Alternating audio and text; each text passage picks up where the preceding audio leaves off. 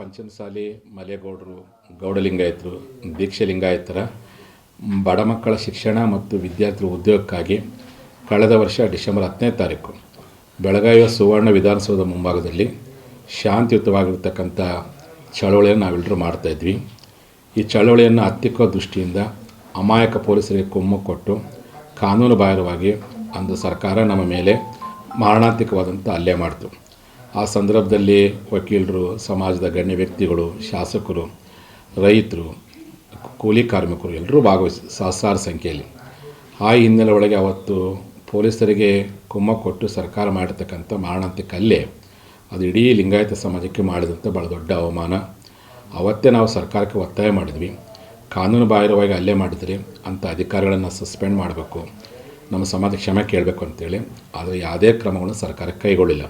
ಅದಕ್ಕೋಸ್ಕರವಾಗಿ ಈ ಡಿಸೆಂಬರ್ 10ನೇ ತಾರೀಕು ಆ ದಿವಸವನ್ನು ನಾವೆಲ್ಲರೂ ಲಿಂಗಾಯತರ ಮೇಲಿನ ದೌರ್ಜನ್ಯ ದಿನ ಅಂತೇಳಿ ಅವತ್ತು ಬೆಳಗಾವಿ ಗಾಂಧಿ ಭವನದಿಂದ ಪಂಚಮಸಾಲಿಗಳ ಮೌನ ಪಥಸಂಚಲನ ಮೂಲಕವಾಗಿ ನಮ್ಮ ನೋವನ್ನು ಬಾಯಿಗೆ ಕಪ್ಪು ಬಟ್ಟೆ ಕಟ್ಟಿಕೊಂಡು, ಕೈಗೆ ಕಪ್ಪು ಬಟ್ಟೆ ಕಟ್ಟಿಕೊಂಡು, ಬಲಗೈಯಲ್ಲಿ ಪಂಚಮಸಾಲಿಗಳ ಧ್ವಜ ಇಟ್ಟುಕೊಂಡು ಮೌನ ಪಥಸಂಚಲನ ಮೂಲಕವಾಗಿ ನೊಂದೊಂಥರ ನೋವಿನ ಜೊತೆಲಿ ನಾವು ಬಿಡ್ತೀವಿ. ಇಂಥ ಘಟನೆಗಳು ಎಂದೂ ಸಹ ಆಗಬಾರ್ದು ಎನ್ನುವಂಥ ಸಂದೇಶವನ್ನು ಸಾರಲಿಕ್ಕೋಸ್ಕರವಾಗಿ ಅವತ್ತು ಲಿಂಗಾಯತರ ಮೇಲಿನ ದೌರ್ಜನ್ಯ ದಿನ ಅಂಥೇಳಿ ನಾವೆಲ್ಲ ಡಿಸೆಂಬರ್ 10ನೇ ತಾರೀಕು ಬೆಳಗಾವಿಯಲ್ಲಿ ಆಚರಣೆ ಮಾಡ್ತಿದ್ವಿ. ಹಾಗಾಗಿ ನಾಡಿನ ಎಲ್ಲ ನಮ್ಮ ಸಮಾಜ ಬಾಂಧವರು ಇದನ್ನೇ ನಮ್ಮ ಆಮಂತ್ರಣ ತಿಳ್ಕೊಂಡು ನೀವೆಲ್ಲರೂ ಸಹಸ್ರಾರು ಸಂಖ್ಯೆಯಲ್ಲಿ ಬೆಳಗಾವಿ ಗಾಂಧಿ ಭವನಕ್ಕೆ ಬೆಳಗ್ಗೆ 10 ಗಂಟೆ ಬರಬೇಕು. ಅಲ್ಲಿಂದ ಪಂಚಮಸಾಲಿ ಪಥಸಂಚಲನ ಜಿಲ್ಲಾಧಿಕಾರಿಗಳು ಯಾವ ಮಾರ್ಗವನ್ನು ಹಾಕ್ಕೊಡ್ತಾರೋ, ಯಾವ ಸ್ಥಳದಲ್ಲಿ ನಮಗೆ ಸತ್ಯಾಗ್ರಹ ಮಾಡಲಿಕ್ಕೆ ಅವಕಾಶ ಕೊಡ್ತಾರೋ ಅಲ್ಲಿವರೆಗೂ ನಮ್ಮ ಪಥಸಂಚಲನ ನಡೀತಾ ಇದೆ. ತಾವೆಲ್ಲರೂ ಸಹ ಸಹಸ್ರಾರು ಸಂಖ್ಯೆಯಲ್ಲಿ ಬಂದು ಭಾಗವಹಿಸಿ ಯಶಸ್ವಿಗೊಳಿಸ್ಕೊಡ್ಬೇಕು ಅಂತೇಳಿ ಈ ಮಾಧ್ಯಮದ ಮೂಲಕವಾಗಿ ನಾಡಿನ ಸಮಾಜ ಬಾಂಧವರಿಗೆ ಕರೆ ಕೊಡ್ತೀವಿ. ಸ್ವಾಮೀಜಿ, ಈಗ ಈ ಬಾರಿ ಅಧಿವೇಶನ ಸಂದರ್ಭದಲ್ಲಿ ಹೋರಾಟ ಇರುತ್ತಾ ಮೀಸಲಾತಿಗಾಗಿ? ಮೀಸಲಾತಿ ಕೇಳಲ್ಲ ಅಂತ ಹೇಳಿದ್ರು ನೀವು, ಈ ಸರ್ಕಾರ, ಸಿದ್ದರಾಮಯ್ಯ ಸರ್ಕಾರ ಇರೋದು. ಮೀಸಲಾತಿ ಕೇಳಲ್ಲ ಅಂತಲ್ಲ, ಅವರು ಸರ್ಕಾರ ಸಂವಿಧಾನಬದ್ಧವಾಗಿರ್ತಕ್ಕಂಥ ವಿರೋಧಿ ಅಂತೇಳಿ ನಿಮ್ಮ ಶಬ್ದ ಬಳಸಿ ಅಧಿವೇಶನದಲ್ಲಿ ಮೀಸಲಾತಿ ಕೊಡಲಿಕ್ಕೆ ಆಗಲ್ಲ ಅಂತ ಹೇಳ್ಬಿಟ್ಟಿದ್ದಾರೆ.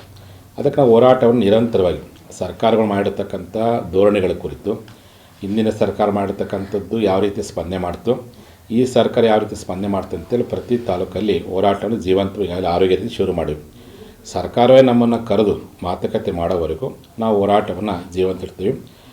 ಈ ಮುಖ್ಯಮಂತ್ರಿಗಳು ಅವರಿಗೆ ಕರೆದು ಹೇಳೋವರೆಗೂ ಅವ್ರ ಹತ್ರ ಮತ್ತೆ ಹೋಗಿ ಮೀಸಲಾತಿ ಬೇಕು ಅಂತ ಕೇಳೋಕ್ಕೆ ಹೋಗಲ್ಲ. ಅವ್ರ ಹತ್ರ ಅವರೇ ಕರೀಲಿ, ಅವರೇ ನಮಗೆ ಲಾಠಿ ಚಾರ್ಜ್ ಮಾಡಿಸಿದ್ದಾರೆ, ಅವರೇ ನಮಗೆ ಅಧಿವೇಶನದಲ್ಲಿ ಮೀಸಲಾತಿ ಕೊಡೋದು ಅಸಂವಿಧಾನಿಕ ಅಂತ ಶಬ್ದ ಬಳಸಿದರೆ ಅನ್ನೂ ನಮಗಿದೆ.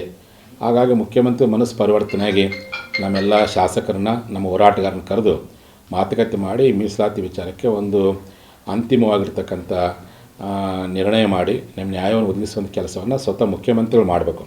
ಹಾಗಾಗಿ ಅಲ್ಲಿವರೆಗೂ ಅವ್ರ ಹತ್ರ ಮತ್ತೆ ಮೀಸಲಾತಿ ಬೇಕು ಅಂತ ಕೇಳೋಕ್ಕಿಂತ ಜನರ ಬಳಿಗೆ ಹೋಗ್ತೀವಿ. ಜನರ ಬಳಿಗೆ ಹೋಗಿ ನಮ್ಮ ನ್ಯಾಯವನ್ನು ಕೇಳಕ್ಕೆ ಹೋರಾಟವನ್ನು ನಿರಂತರವಾಗಿ ಮುಂದುವರಿಸ್ತೀವಿ. ಎಷ್ಟು ಜನ ಸೇರು? ನಾನು ಅದು ಜಿಲ್ಲಾಧಿಕಾರಿಗಳು ಮತ್ತು ಪೊಲೀಸ್ ಕಮಿಷನರು ಇಷ್ಟೇ ಜನ ಬರಬೇಕು ಹಾಗೆ ಅಂತೇಳಿ ಹೇಳಿದ್ದಾರೆ. ಅದನ್ನು ಸಮಾಜ ಬಾಂಧವರಿಗೆ ಕರೆ ಕೊಡ್ತೀವಿ. ಆ ಜಿಲ್ಲಾಧಿಕಾರಿಗಳು ಮತ್ತು ಪೊಲೀಸ್ನವರು ಯಾವ ನಿಯಮಗಳು ಆಳ್ತಾರೆ ಆ ನಿಯಮಗಳಿಗೆ ಪೂರಕವಾಗಿಯೇ ನಾವು ಜನರು ಬರ್ಬೇಕು ಹೇಳ್ತೀವಿ. ಅದಕ್ಕಿಂತ ಹೆಚ್ಚು ಜನ ಬಂದರೂ ಏನೂ ಮಾಡೋಕ್ಕಾಗಲ್ಲ.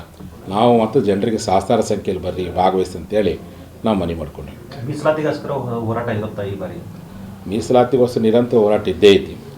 ಆ ಘಟನೆಯನ್ನು ಡಿಸೆಂಬರ್ 10ನೇ ಕಳೆದ ವರ್ಷ ಏನು ನಮ್ಮ ಮೇಲೆ ದೌರ್ಜನ್ಯ ಆಗಿತ್ತು, ಆ ದೌರ್ಜನ್ಯದ ಹಿನ್ನೆಲೆ ಒಳಗೆ ಅವತ್ತು ಒಂದು ಮೌನ ಪಥಸಂಚಲನವನ್ನು ಕಪ್ಪು ಬಟ್ಟೆ ಕಟ್ಕೊಂಡು ಮಾಡ್ತೀವಿ. ಅಂಥ ಸಂದರ್ಭದಲ್ಲಿ ಮುಖ್ಯಮಂತ್ರಿ ಅದಕ್ಕೆ ಮುಂಚಿತವಾಗಿ ಕರೆದು ನಿಮ್ಮ ಮೀಸಲಾತಿ ವಿಚಾರ ಚರ್ಚೆ ಮಾಡೋದಾದರೆ ನಾವು ಅದನ್ನು ಸ್ವಾಗತ ಮಾಡ್ತೀವಿ. ಮತ್ತು ನಾವು ಅವ್ರ ಹತ್ರ ಹೋಗಿ ಬೇಕು ಅಂತೇಳಿ ನಾವಾಗಿ ಕೇಳೋಕ್ಕಿಂತ ಜನರ ಬಳಿಗೆ ಹೋಗ್ತೀವಿ. ಜನರ ಬಳಿಗೆ ಹೋಗಿ ಸರ್ಕಾರ ಮಾಡಿರ್ತಕ್ಕಂಥ ವಿಚಾರಗಳನ್ನು ಮನವರಿಕೆ ಮಾಡ್ತೀವಿ. ಜನ ಯಾವ ನಿರ್ಣಯ ಹೇಳ್ತಾರೋ ಆ ಪ್ರಕಾರ ಹೋರಾಟ ಮುಂದುವರಿಸ್ತೀವಿ. ಪ್ರಕರಣ ಏನು ದಾಖಲೆ ಯಾರ ಮೇಲೆ? ಸುಮಾರು 29 ಜನರ ಮೇಲೆ ಅಮಾಯಕ ನಮ್ಮ ವಕೀಲರು, ನಮ್ಮ ಹೋರಾಟಗಾರರು, ಎಲ್ಲರ ರೈತರ ಮೇಲೆ ಇವತ್ತು 21 ಜನರ FIR ದಾಖಲೆ ಮಾಡಿದ್ದಾರೆ. ನಾವು ಅದನ್ನು ಕಾನೂನು ಪ್ರಕಾರ ಹೋರಾಟ ಮಾಡ್ತೀವಿ. ಯಾವಾಗ ನಮ್ಮ ಮೇಲೆ ದಬ್ಬಾಳಿಕೆ ಆಯಿತು, ದೌರ್ಜನ್ಯ ಆಯಿತು, ಅವತ್ತು ನಾವು ಹೈಕೋರ್ಟ್ ಮೊರೆ ಹೋದ್ವಿ. ಹೈಕೋರ್ಟು 2 ದ್ವಿಸದಸ್ಯ ಪೀಠ, ಏಕಸದಸ್ಯ ಪೀಠ ಹೈಕೋರ್ಟ್ ನಮ್ಮ ಅರ್ಜಿಯನ್ನು ಎತ್ತಿ ಹಿಡಿದು ನ್ಯಾಯಾಂಗ ತನಿಖೆ ಆಗಬೇಕು ಅಂತ ಆದೇಶ ಮಾಡಿತ್ತು. ಆಗ ನ್ಯಾಯಾಂಗ ತನಿಖೆ ಆಗಿದೆ. ನಿನ್ನೆ ದಿವಸ ನ್ಯಾಯಾಂಗ ತನಿಖೆ ವರದಿಯನ್ನು ನಿವೃತ್ತ ಜಡ್ಜ್ ಅವರು ಗೃಹ ಸಚಿವರು ಕೊಟ್ಟಿದ್ದಾರೆ ಅಂತ ಸುದ್ದಿ ಮಾಧ್ಯಮದಲ್ಲಿ ವ್ಯಕ್ತವಾಗಿದೆ. ನೋಡೋಣ ಅವ್ರು ಯಾವ ರೀತಿಗೆ ವರದಿ ಕೊಟ್ಟ ನೋಡೋಣ. ನಮ್ಮದೇನು ಅನ್ಯಾಯ ಆಗಬಾರ್ದು. ಈ ಕರ್ನಾಟಕದಲ್ಲಿ ನ್ಯಾಯವನ್ನು ಕೇಳುವಂಥ ಯಾವುದೇ ಜಾತಿ ಜನಾಂಗದವರಿಗೆ ಯಾವುದೇ ಕಾರಣಕ್ಕೂ ಕಾನೂನು ಬಾಹಿರವಾಗಿ ಮುನ್ಸೂಚನೆ ಕೊಡಲಾರ್ದೇ ಲಾಠಿ ಚಾರ್ಜ್ ಮಾಡುವಂಥ ಆರ್ಥಿಕ ಪ್ರಯತ್ನವನ್ನು ಯಾವ ಸರ್ಕಾರಗಳು ಯಾವ ಸಮುದಾಯದ ಮೇಲೂ ಮಾಡಬಾರ್ದು. ಆ ಒಂದು ಕಾರಣಕ್ಕೋಸ್ಕರವಾಗಿಯೇ ಆ ಡಿಸೆಂಬರ್ 10ನೇ ತಾರೀಕು ನೊಂದವ್ರ ಜೊತೆ ನಾವು ಇರ್ತೀವಿ. ಸರ್ಕಾರಕ್ಕೆ ನಮ್ಮ ಹೋರಾಟ ಜೀವಂತವಿದೆ, ನ್ಯಾಯವನ್ನು ಕೇಳಕ್ಕೆ ನಿಮ್ಮ ಹೋರಾಟ ನಿರಂತರ ಮಾಡ್ತೀವಿ ಸಂದೇಶ ಕೊಡಲಿಕ್ಕೋಸ್ಕರವಾಗಿಯೇ ಅವತ್ತು ಕಪ್ಪು ಬಟ್ಟೆಯ ಮೂಲಕವೇ ಪಥಸಂಚಲನ ಮಾಡ್ತೀವಿ.